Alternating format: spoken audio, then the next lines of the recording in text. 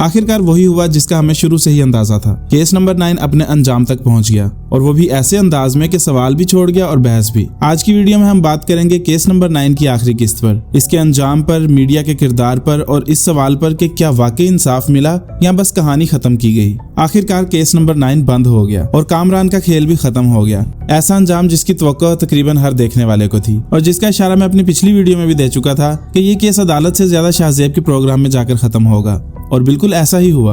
अगर मजमूई तौर पर देखा जाए तो मुझे सेकंड लास्ट एपिसोड पूरी सीरीज की सबसे मजबूत किस्त लगी। इसमें सस्पेंस भी था, जज्बात भी और कहानी का वजन भी। खास तौर पर कामरान की बीवी किरण और उसकी वालदा का सीन वाकई दिल को छू लेने वाला था। अदाकारी में खामोश दर्द था जो डायलॉग से ज्यादा असर रखता था। अब आते हैं सबसे बड़े पॉइंट पर। ये ड्रामा आहिस्ता आहिस्ता अदालत से ज्यादा मीडिया को ताकतवर दिखाता चला गया। यहाँ तक कि फैसला भी अदालत में नहीं बल्कि एक टीवी शो के दौरान हो गया। जमीर जागना, अहम सबूत सामने आना, मुलजिम का दफा टूटना, हत्ता के एतराफ और रद्द-ए-अमल, सब कुछ एक ही प्रोग्राम में। यहाँ एक सवाल पैदा होता है, क्या जो सबूत वकील साहिबा शो में लेकर आई उन्हें पहले अदालत में पेश नहीं करना चाहिए था? अगर ये ड्रामा आखिरी के साथ में ना होता या असल जिंदगी का केस होता तो यही जल्दबाजी पूरे मुकदमे को कमजोर भी कर सकती थी। एक चालाक वकील ऐसे शवाहिद को अदालत से पहले ही नाकाबिले कबूल साबित कर सकता था।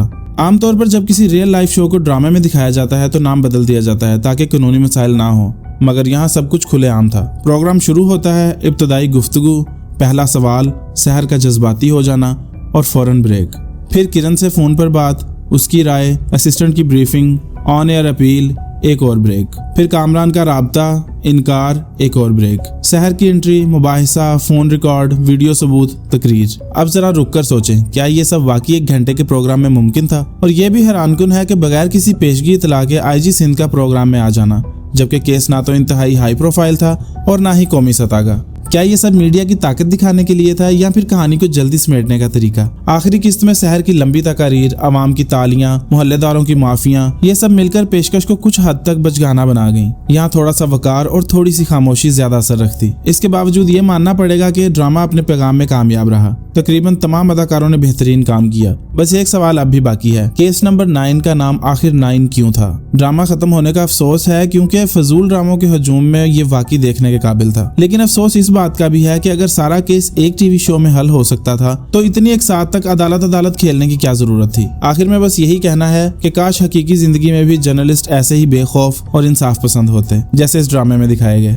और काश हर मजलूम को ऐसे ही अंजाम तक इंसाफ मिलता। ये थी मेरी राय केस नंबर 9 के इख्तिताम पर। आपका क्या ख्याल है? क्या ड्रामे की कहानी जल्दबाजी में समेट दी गई है? कमेंट्स में अपनी राय जरूर बताएं। वीडियो पसंद आए तो लाइक करें, चैनल को सब्सक्राइब करें और ऐसी ही संजीदा और साफ बातों के लिए फिल्म फ्यूजन बाय आसिफ के साथ जुड़े रहें। मिलते हैं अगली वीडियो में, तब तक के लिए अल्लाह हाफिज।